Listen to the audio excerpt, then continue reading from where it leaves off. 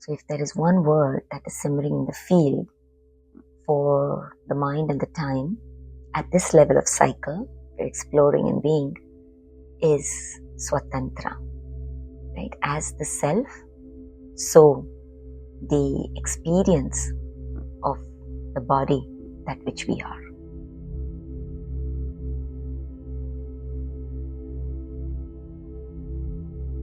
As ancient consciousness, the summer solstice, that's why, was always sensed as a divine portal. You know, ancient consciousness, there was this thing that said that if you align with nature and you go through one cycle purely as presence through nature, in that sense, of course, everything is context, spoken in the linear time frame that is relevant for the mind that is vibrating at that level. Very key, because context is everything. Consciousness, that which we are, is timeless. There is nothing called as awakening or enlightenment for consciousness. It's just that at the level of mind, we experience playing as that, so that we can experience different states of being and their flavors, and then awaken to that which we already are. That's why it doesn't take time to be awake or aware, because that already is. Everything is dancing upon the awareness that which we already are. But when we look and play through the lens of the mind, that is when naturally the experience of the mind is described in and as time. That's the paradox. Yeah. So in that context, right? So that's why to hold any exploration of the cycles that we speak about, or any kind of linear time, to be held simply as a celebration and observation of linear play. Nothing that happens at the relative level determines anything about that which we really already are. We cannot really do anything, and this is so key. We really cannot do anything at the relative level in order to be that which we already are.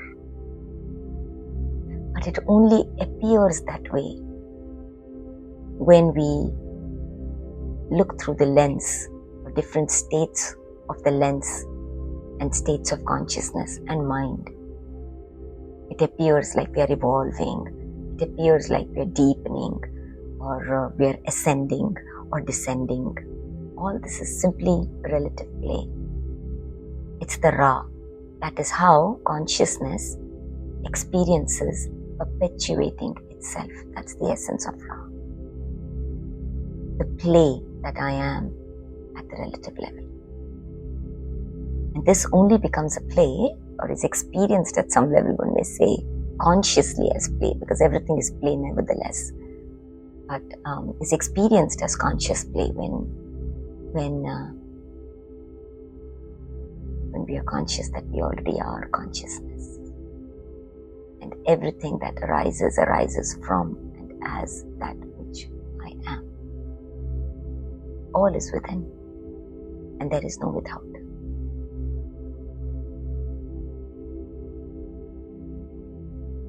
So that's why context is very key.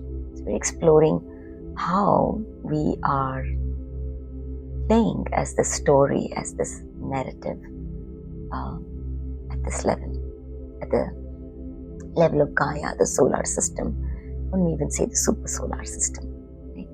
And wherever the I is and is observing from and as, determines its perception, its truth, its reality. And nothing at the level of relativity is experiencing exactly as another point. Each point is distinctively unique and different. That's the beauty of this play as mind. So coming back to this, right? So, summer solstice is this point, right, that was hailed by ancient consciousness. I'm speaking in a particular context that invited the Kali Yuga state of consciousness to come into aligning with nature, aligning with seasons, because mind is nature. And when we are identified as the personal self with our conditions of the world, then we live just those conditions. So when we align with nature itself, we align to a higher, a deeper, a more broader perspective on nature. And that determines a different experience. We live a different story. Right? We live as, one may say, Mother Earth itself, or we live as how the solar system lives itself, or how the super solar system lives itself, or ultimately the field that is holding all of this, right? The cosmic play itself. All that can be sensed, that which already is, that which we are. So when we are in this context, when summer solstice, that's why, was seen as a big portal. Now, every point in this cycle is a portal, right? Because consciousness, when it appears, think of it as like the sun, which is the soul actually. And it's the center of gravity around which everything revolves. The world does revolve around the I. That is how consciousness experiences itself always. Every experience determined by the I that is experiencing, narrating itself. It's a lens. There's nothing outside the lens that is mind. So the I comes up, and then that I determines the cycle, the nature of experience. So if you look at it, that's why if you take as Mother Earth itself as the I, that is that which has no directions, but as soon as it appears, there is a proper directional path for it. So from that arises all these points, eclipses, equinoxes, we can experience ourselves as and dance as that, right? It's not a part outside of us. Solstice. So this was brewing in the field. That's why the summer solstice that we experience end of June now, when in the northern hemisphere, ultimately is not different from the winter solstice that is experienced in the southern hemisphere. And that's why the invitation, whenever we are exploring or you're seeking, whatever you want to call that, is to keep an open and empty mind. Right? Whatever you resonate with, keep all the time, the dates, all of that, hold that very loosely. Whenever you find any information, whether it is July or whether it is summer solstice or not, is ultimately irrelevant. Ultimately irrelevant. Don't hold on to any time. Time is simply an after effect of the state of consciousness that is mind, that which is me. Okay? So when the me is open and available, you will resonate to something deeper. And what is resonance? This is a very, very key thing, because we've been exploring Ra in so many ways. The foundational sensing of Ra is that resonance is simply reflection. Consciousness without mind cannot be spoken about, cannot be sensed. Everything that is, that which we are, isness, are-ness, is the faculty of mind. Right? So, to kind of give you a picture of this, which is so beautiful really, of how we experience ourselves as nature, is that if you look at the lake, or the surface of a water, right, and the moon's reflection in the water. And if you're looking at the water, based on the nature of the water, the moon appears to ripple. There are ripples in the water, the moon ripples, right? But that is not the truth of what the moon is. The moon is not rippling. It's only appearing to ripple when we look at the surface of the water. It's exactly like that. Only the mind, which is like the waters, rises, dissolves. That's why all these terms like Uttarayana, rising, falling, this all dissolves. It's one and the same. The rise and the fall is the same. The ups and the downs are two sides of the same coin. That which we call as success or failure or this and that, I'm here and there, distance, all this is the way that we play by separating ourselves, right?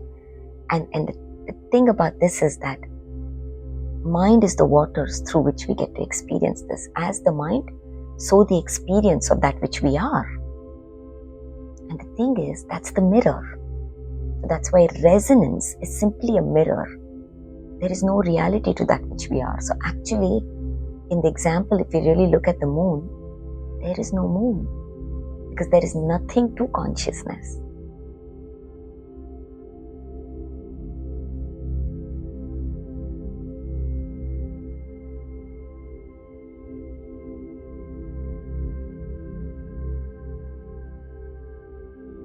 Mind is mirror and reality is a mirror.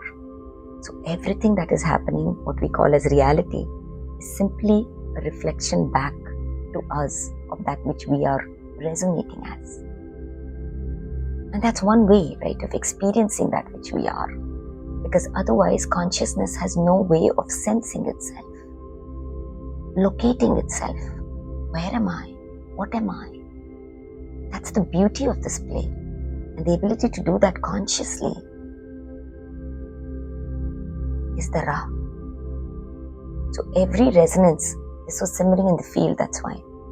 Every resonance doesn't mean that we hold on to that as a conceptual truth. This is the truth because this is what I resonate with. Yes, it's our truth in the moment that it is sensed. That's all it is. And that's why mind is an illusion. Everything that is sensed ultimately is an illusion that is appearing as reality. Illusion is reality and reality is illusion. They're not two different things.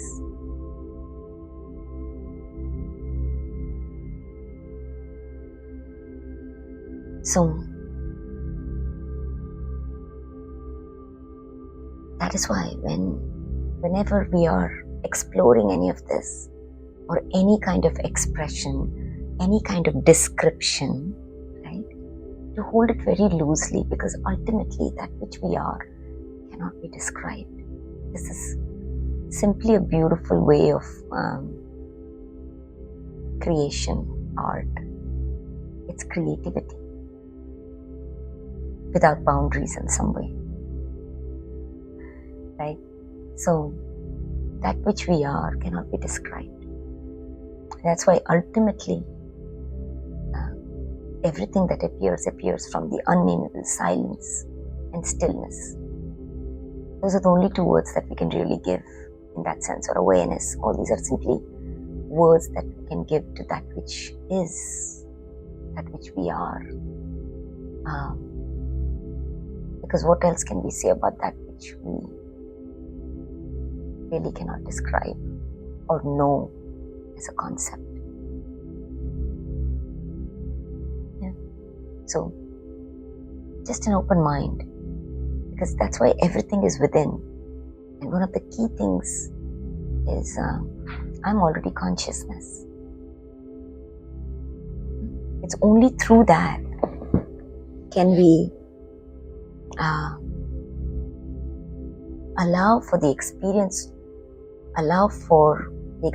of something that is that which we already are, but at the level of mind, that which is more than what we believe we are. That's always a powerful mantra to begin with, like I'm already consciousness. So in response to the question of, summer solstice versus winter solstice, how does this translate to you if you are in the southern hemisphere? It doesn't matter, your consciousness, it will reveal to you what are you resonating with. That's all matters. It doesn't matter when the video was recorded. It doesn't matter what dates and time frames and names and the characters in the story that we give it. You are the living story, and your resonance determines where you are. you will know. You are the ultimate authority. You are the ultimate sovereign sensing capability. So hold all of this loosely. You find the video at a particular time or not, doesn't matter. There within each sharing, there are contexts within contexts. So if you find yourself here, there's only one self that is speaking, the field that is speaking. If this is resonating at one level, just stay with what is resonating. It will reveal it to you. Basically, you're revealing it to yourself. That's all it is. So coming back to this, right? So summer solstice, that's why, or any point wherever you are, was sensed to be this powerful, like ancient consciousness, obviously, like go through one cycle. It's completion. Again, in this context, right? Go through one cycle, and it's completion. So summer solstice was seen as the awakening point where the sun rises. That's why it's called the Kaivalya Pada, Uttarayana, the rise. The rise of the light. Who's rising? That which we are, our highest. So, brewing of this time, really, that's why June, July till August is sensed, the Dakshinayana phase, it's the feminine phase, right, is sensed as a powerful bridge. And in this context, if you break apart that which is Uttarayana, the masculine solar phase, right, to the Dakshinayana feminine ascending to descending phase, if you look at it, we think that the Uttarayana phase is powerful of coming into light. Then, as we know at the subtle level, Dakshinayana, the feminine, is even more powerful in that sense because it's subtle, right? It's always the subtle, that ability to give rise, the ability to rise. So that's why ascension, descension is simultaneous. It's expansion. That's how mind experiences evolution. Both these have to be in balance. It has to do with our Pingala and the Ida. That's why our Shushumna is the unnameable Shushumna, silent mind, the awareness that which already is. Yeah, but for that, the masculine and the feminine need to come into balance.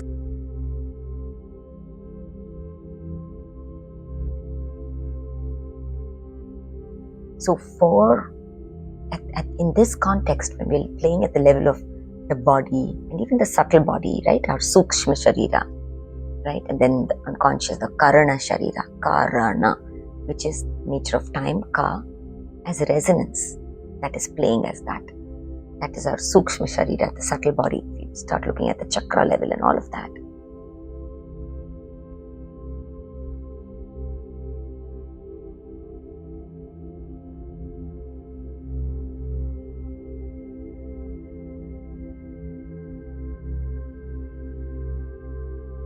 Feminine, which is the subtle body, the subconscious, is the ground upon which the conscious can be realized, can be sensed more consciously. That's the understanding, and that's why the feminine, as in the God, goddess, which is nothing but God essence, right, was seen as the divine portal, because she is the phenomena, she is the matrika. She is the matrix. She is the invisible net upon which everything arises. So this time really is that time of, the sensing at the level of the body, this level of the material world. You can see this is the time of that was sensed as Sva'Tan'Tra, really as freedom. And what was coming through, we can just dive into this. If you want to dive into, it's like a rabbit hole, honestly. So much, but what was really brewing in the field is when the light is the highest, right? It's like the noon time. Right? In the noon time, light is the highest. It's an invitation for us to align with our most expansive resonance. Most expansive resonance. Right. So before I jump into that, I want to share I want to share the mechanism of how it works. Because once we see the mechanism, which is mind, right, how it appears, it's very clear. It really gives us a solid pathway. Who's the us? The intellectual mind, okay? Because only when the intellectual mind relaxes, then can it experience the truth of that which it is. Otherwise, it plays its own game. So, come back to this. Consciousness that is there, of course, has no location. It appears as anything and everything. At this level, look at the body. We, that are consciousness, are appearing to play the linear time-space mind. Or the cycle, it's the same thing. Right? Line and the cycle are the two phases of the same thing, the masculine and the feminine. That's where you have the clock symbol. The hands of the clock can be sensed as the masculine, the pitra. Background or the cycle is the mother or the matrix. Right? The masculine mind only plays within the realm of the mother.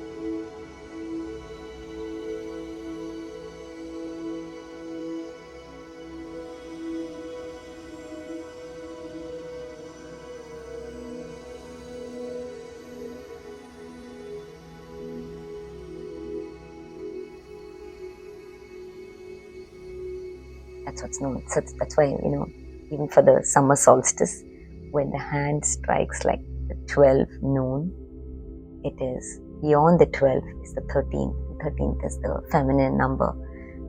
13, the phenomena, seeing of the phenomena is possible. The system that we are playing in and as. That's why it's sensed as, at the level of the body-mind, is sensed as liberation. Right? Or is sensed as freedom. Even the word freedom, if you look at it, I'll put a blog below which kind of shares a little bit about the sound of in Sanskritam. In ancient consciousness, there was no the F that we know about, there was no that came much later. The sound is in children. Is the P and the H. Okay? And is the sound of that field. That's why it's called the field. It's the invisible field. As the field, the invisible identity, that determines the resonances with which we play in. Yeah, that's the rainbow colors that we will see. So the blog kind of has a little bit more if you're interested in that. Just coming back to this. That's why when the clock strikes 12, the feminine, and that's why if you've seen fairy tales, again, fairy tales is just pointing to the field resonances. That's all. As the field, so your resonance. So that's why in a fairy tale you see the bell of the ball. Look at it. She has to leave the ball. The clock strikes 12. These are very subtle transmissions and like reminders for that which we already are and the game that which we are playing.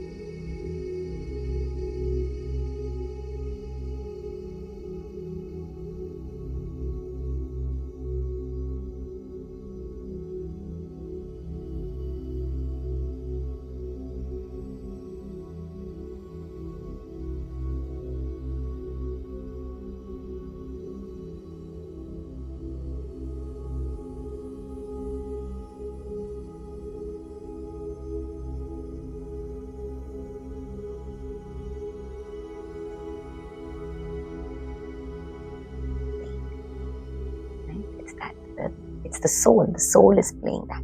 The soul, that's why it's inherently sensed as the feminine. It's the phenomena.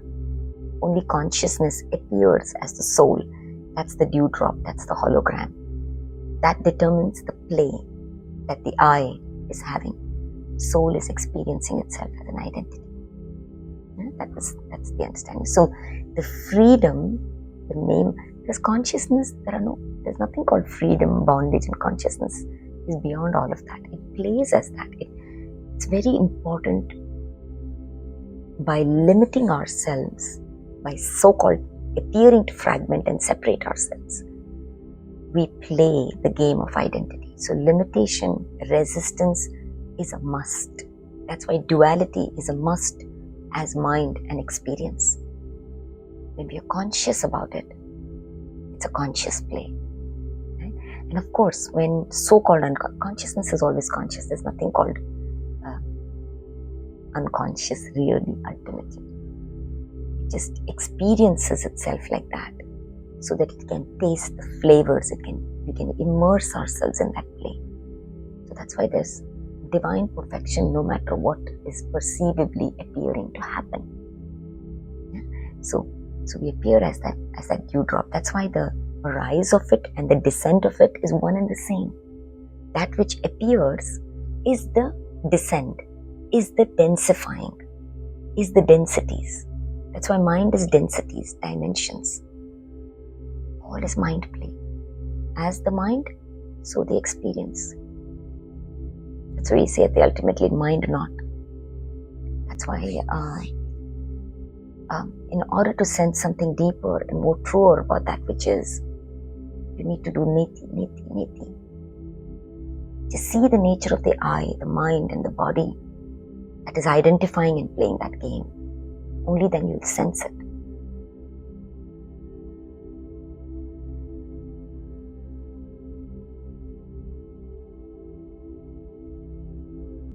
Yeah, it wasn't to really invalidate or negate that which is. It was more an invitation, because only in some sense, in holding that in the right context, can we really see who we already are. Not something we have to become, it just appears that way. Not something that we have to ascend to or make it happen. That simply is the mind game that is on. Body, mind, world game that is on. We already are. Ourness is. That is rise. Ra is already. Is Ra.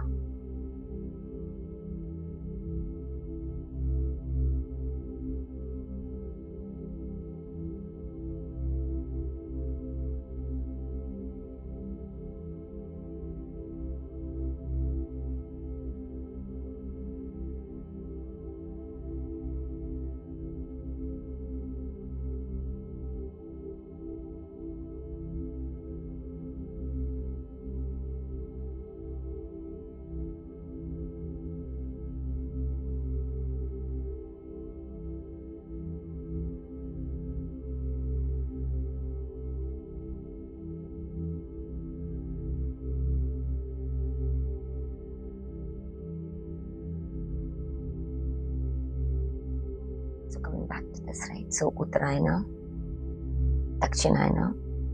So freedom is nothing but the field. As the field, so its resonances. That is the dome. That is the play. So sensing the field within which we are playing awakens us to the system that we are catering to. It's not so much about the resonance. It's so much more about the field within which that resonance is arising. That's the identity. So once that is sensed, that is a sense of freedom.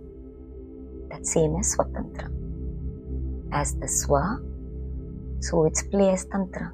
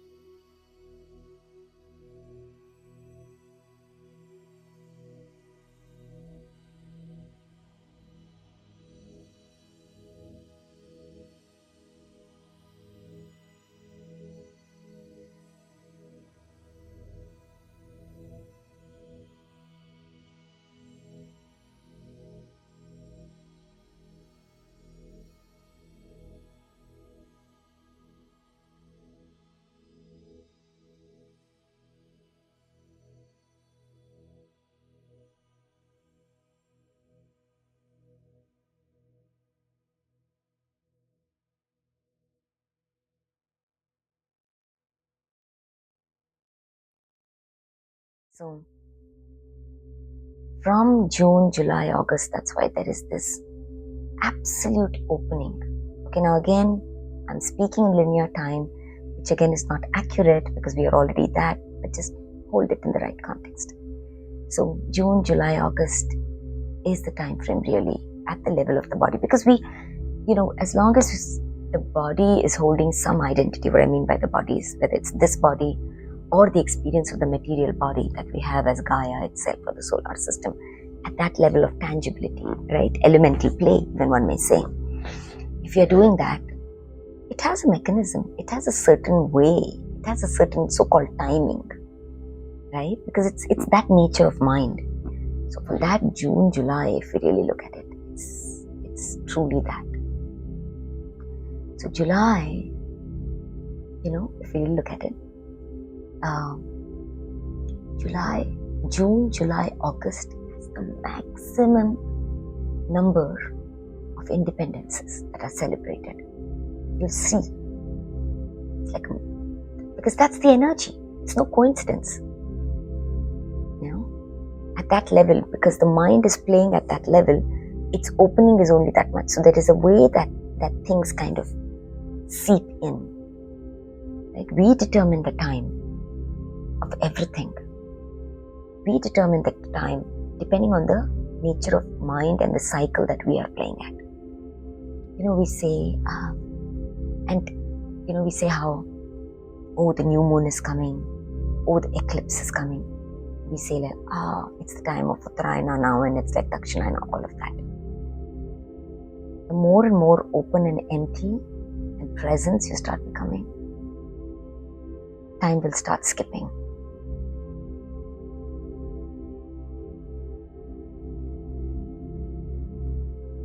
I won't go into that because that's a complete different video. How it is experienced, because it's a complete different thing. We'll go into that for sure. Time will start skipping. I'd like to invite us, if this has come up, is that more than waiting for the description, just be presence. And that's the invitation for this time. July. Pure presence. It's the roar of consciousness awakening. That's why this was also sensed as the courage, the lion or the lioness phase. The roar of the growl, we would say. Again, we'll go into gra as well. Gra, because we have Guru Purnima coming at the end of this month too. So it's the rise of that. It's like the bright, it's being coming into light. So the invitation for this time is, that's why, to be our most expansive resonance. Allow for the fullness of the light of that which is. That's the invitation. I'm going to share a little bit with where, if you're identified at the level of the body, where there may be a snag, if you're experiencing that, because that was kind of simmering in the field of the questions. Take this opportunity just to be and live that which you already are. However you're sensing that as your highest, most expansive resonance. Right? There is no just random coincidence of the fact that you can sense something so uniquely.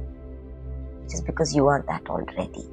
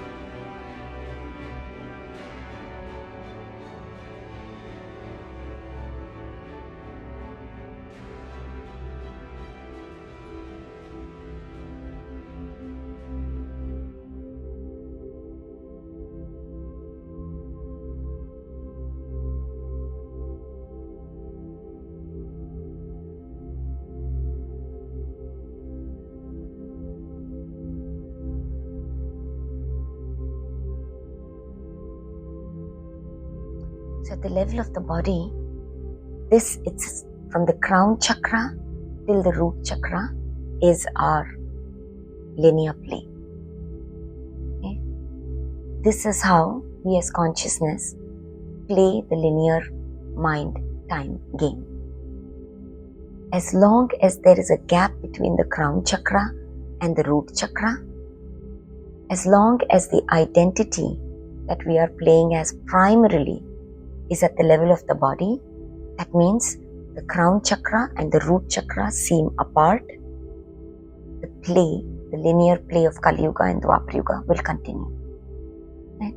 The heart is in the center. That's why the heart is the timeless. It's what dissolves this distinction, the separation between these two.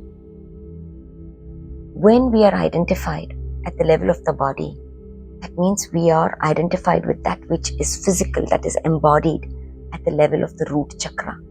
This is our Ratha, the chariot, the essence of that which I am is at our base, the root chakra. Then, the experience of this body naturally is that it stands as this small body in a larger and a stranger world. So, it has a way of playing. It belongs to the five senses. So, the five sensory play naturally has to do with distance, with separation, with the feeling of I am lesser than what the world looks like, right? Or the cosmos looks like. So, this translates as a truth to the body and the psychological mind. And that allows for the sensing and the play of the game. So that's why at the level of the body, it always demands familiarity. It will always feel safe when it lives in familiar spaces. Yeah? That which is unknown, that's why knowing for it, the knowing of the psychological mind, is what makes it feel like I know. It gives it confidence because it feels the unknown, or it doesn't know what to do with the unknown because it doesn't exist there. It has no foothold there. Okay? So it naturally moves as the familiar world or the known world. The unknown, the uncertain is very, very kind of, it's not stable there, right? Very unstable. Crown chakra is at this level our highest resonance. The word crown itself, kra, own. This is the creator. This is the Brahmic point, the open crown chakra. Right? So if you look at the open crown chakra, that is where we own the creation that which we are, the creativity that which we are. The ka is the sound for time, Kali. And Ra is resonance, reality. This is the space for that. Right?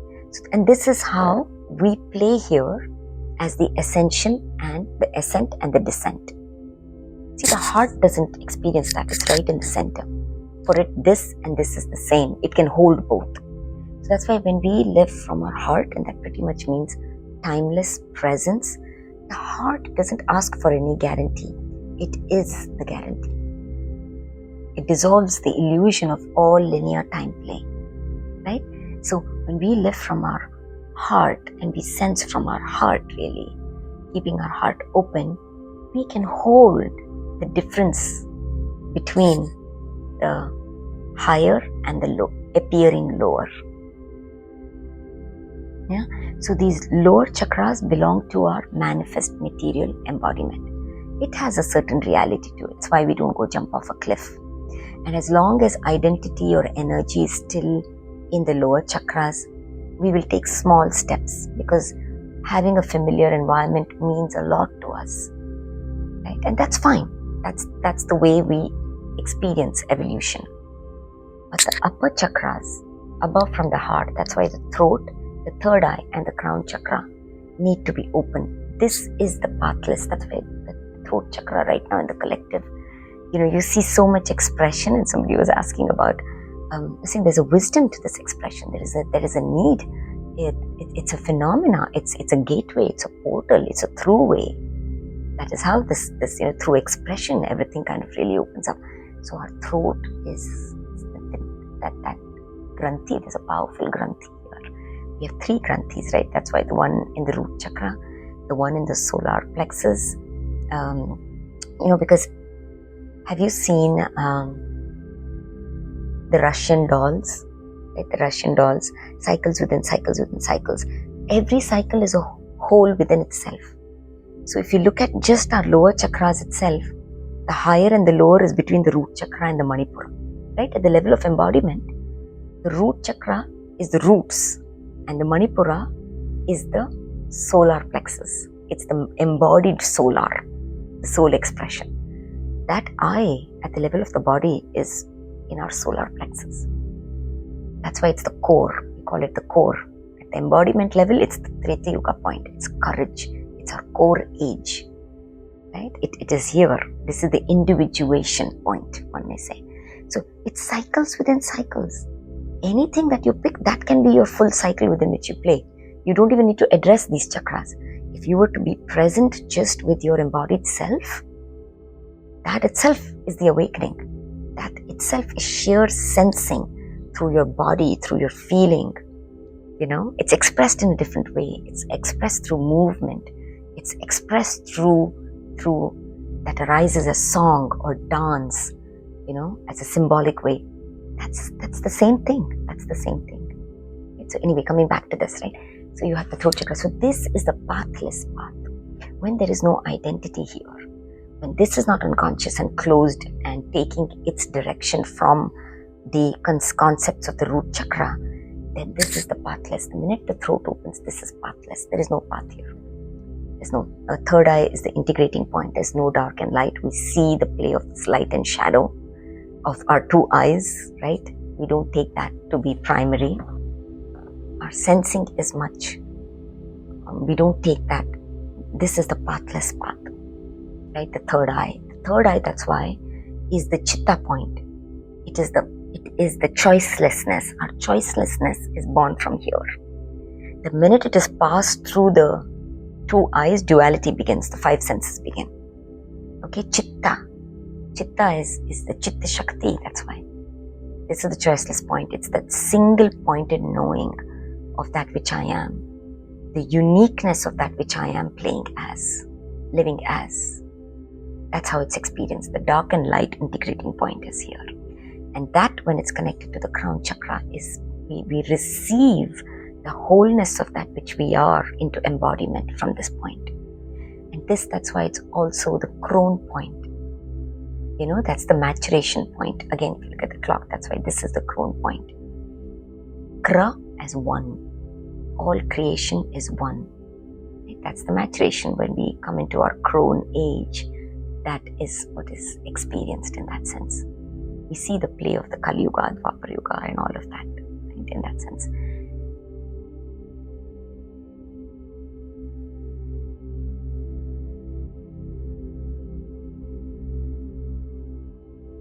I'm going to give you this. So now when this is open, this is our highest resonance.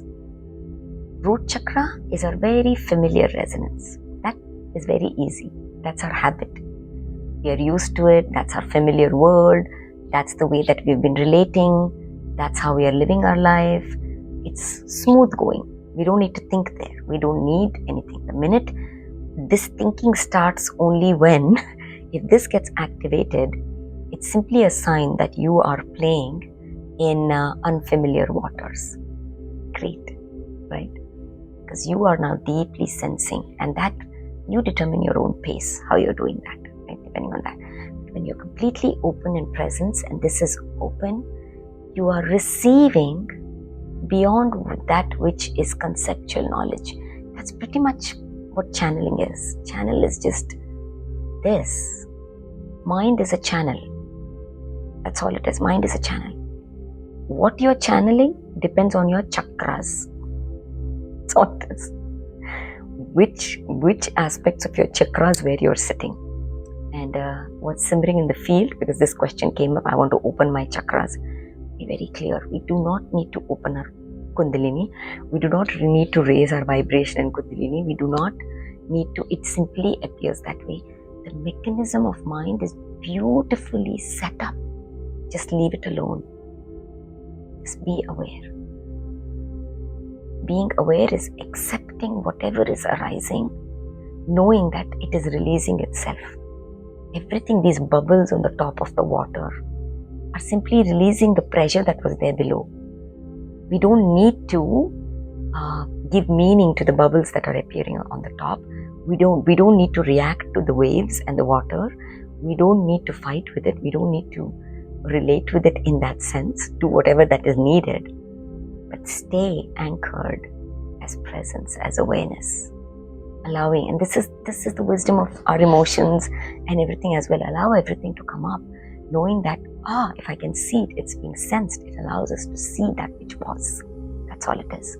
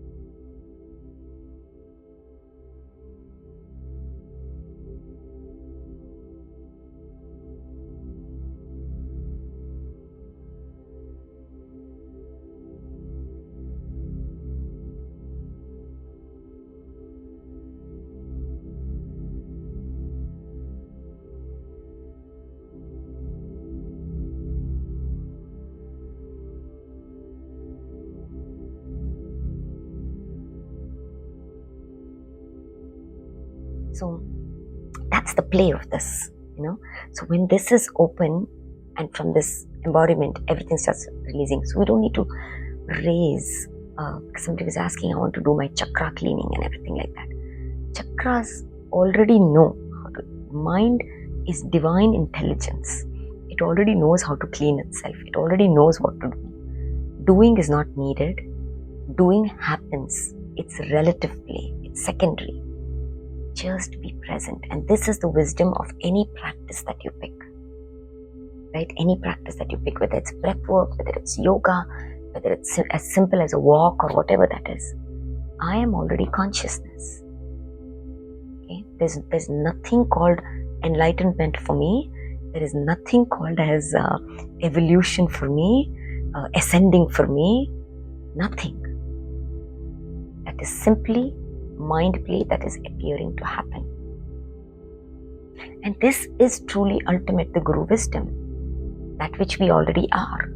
The wisdom that at the level of resonances, the body-mind has its own play. It will move through cycles and it will move so-called faster, or whatever path it needs to take, whatever consciousness needs to play as. Right? You've already decided that in that sense, or you're deciding that, or however, wherever you're playing as time. Right? It's already happening. Who is the I that is wanting to do something to fix itself or to change itself? That needs to be seen. That's all it is. That's all it is. So this is how, as consciousness, as stillness, you can be in the appearance of the transforming worlds that you are, the transforming self that you are. All of that, you can still do that and still know who you are. And this allows us to then be that peace and that stability, even amidst experiencing instability. That which appears as not being peace, or not being joy, or not being love. That's why experience is relative. It ultimately means nothing about us. And at the relative play, when we come from that state of being, that which we already are, it's not a state of being. It's completely beyond any kind of dimensionless awareness itself, presence itself. Then we can be with anything. And then there is wisdom in that. There's viveka in that. There's discernment in that. It arises in the moment. It doesn't arise from a concept.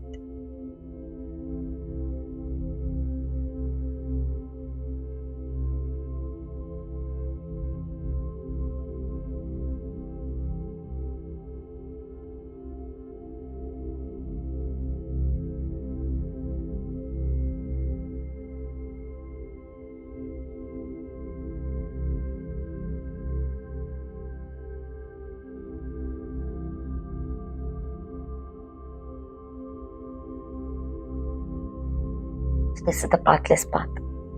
Now, coming back to this, what does it mean to live our most expansive resonance? To live beyond our familiar resonance. Is to become very aware of what is resonating from our familiar sense of identity, root chakra, bottom, or what is resonating from a higher truth, which may feel unfamiliar in the beginning, but it is what we are.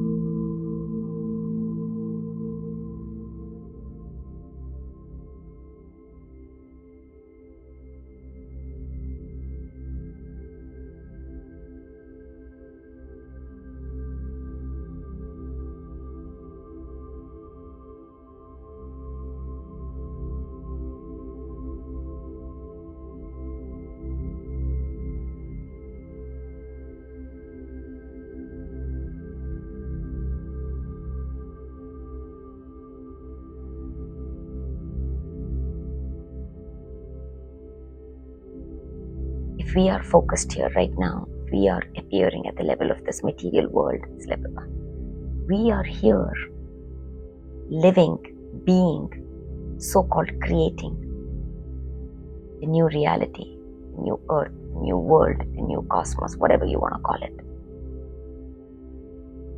Nothing is or can be outside of that which we are. Nothing ever comes from outside. It's all so-called within. When we are open, and that's why the lower chakras, the identity of the familiar mind, says faith. This has to be an absolute, stable, grounded faith. The growl of the rise, and the guru, we'll kind of go into that in the next video, what that really means, is the ground. We are the gravity. Our center is the gravity from which everything arises that we play with. Where is our center of gravity? what is the I? The nature of the I, that is the center of gravity. That is the only thing. Yeah? So to trust that and to live our highest resonance. Right? However it is, because from here till here, that's why, is the hero or the heroine's journey. It's till this point. It's actually till this point, till the heart. This dissolves everything. This integrates everything. Right? That's why this is the Hari zone, we say, which is sensed as the horizon. As above, so below. As within, so without. Heaven and earth are one. Simply an experience. It's a way of sensing and being.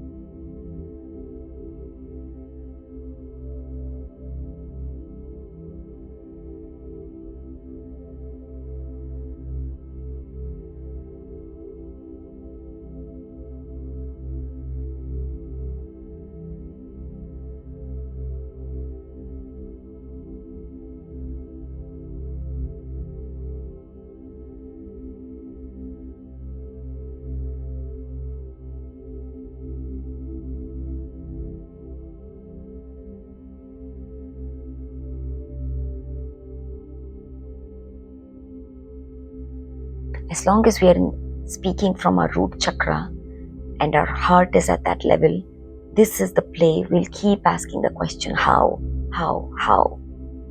Because we are identified as the commonly sensed human mind. What we mean, our identity as humana, is at the level of the body. So we keep asking how, and that's why all these reasons are given as why. There is no reason. Rather, the reason is the Ra. That which you are resonating as will be your me, that will be your reason. There is no reason to anything. It's our level of sentience that determines the seasons that we live. So from here till here is that. The root chakra is that. So that's why at this point, to truly stand as our highest, keep this open. So that's why at this time, a lot of Independence Day and everything, and you'll see even the significant dates that are happening. In Egypt, this is the time of the rise of Sirius. Sirius. It's our true body as our super solar system, within which our solar system is the baby, within which is our Earth, Gaia.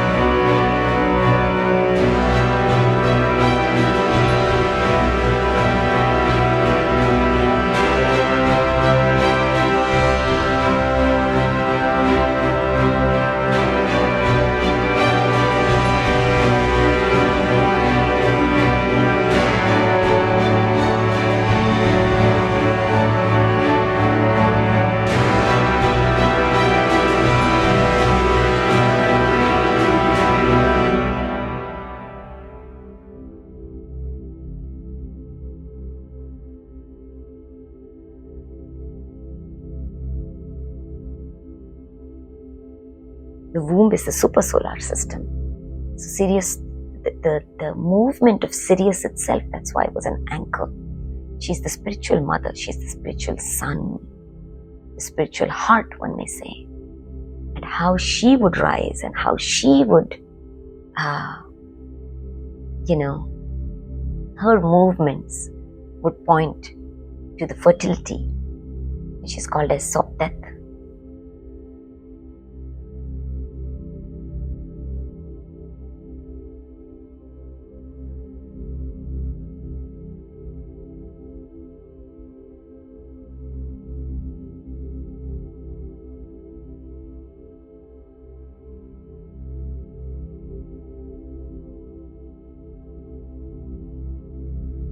That's Sirius.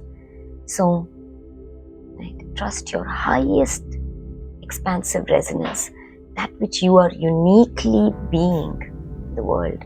That's the invitation.